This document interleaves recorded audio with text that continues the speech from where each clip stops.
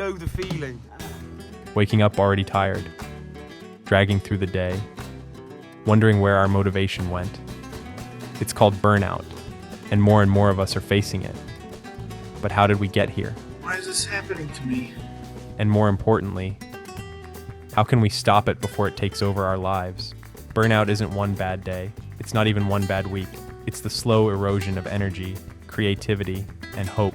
It's when the things that once excited you now just feel like tasks. It's when you stop dreaming, not because you don't care anymore, but because you're too exhausted to imagine a future where things feel better.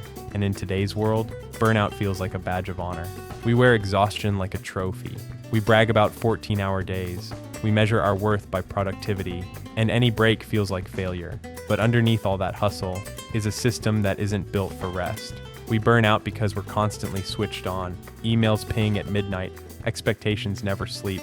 We're juggling work, home, relationships, finances, all while pretending we're fine. And somewhere along the way, we stop checking in with ourselves. We stop asking, how am I really doing? And the truth, most of us are running on empty. We burn out when the pressure to perform outweighs our ability to rest, when we feel like we have no control, when the work never ends, and the appreciation never comes. We burn out when we lose the balance between doing and being, between striving and simply existing. But here's the thing, burnout doesn't mean you're broken.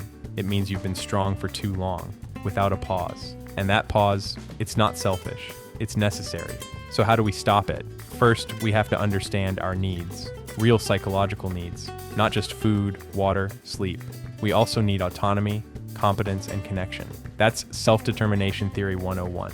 If you feel like you have no control over your time, if your efforts don't feel meaningful, or if you feel isolated, you're heading toward burnout.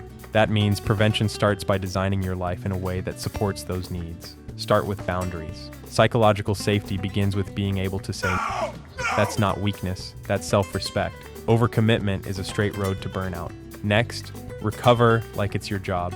Just like an athlete needs rest days, your mind needs mental recovery. That might mean taking real breaks during the day, walking without your phone, doing something creative with no outcome expected. Recovery isn't the opposite of productivity. It's part of it. Then, reconnect with purpose. When we lose sight of why we're doing what we're doing, burnout creeps in. You don't need a life-changing mission, but you do need to feel like your effort matters, that it adds up to something. And don't forget, connection.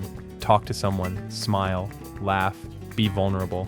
One of the most powerful protective factors against burnout is feeling supported, not just at work, but in life.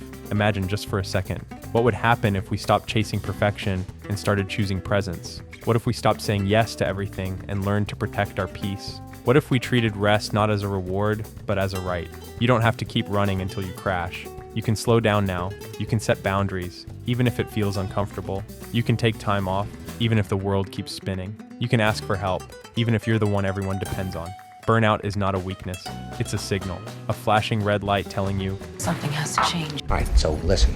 Listen before your body forces you to. Listen before you forget what it's like to feel joy.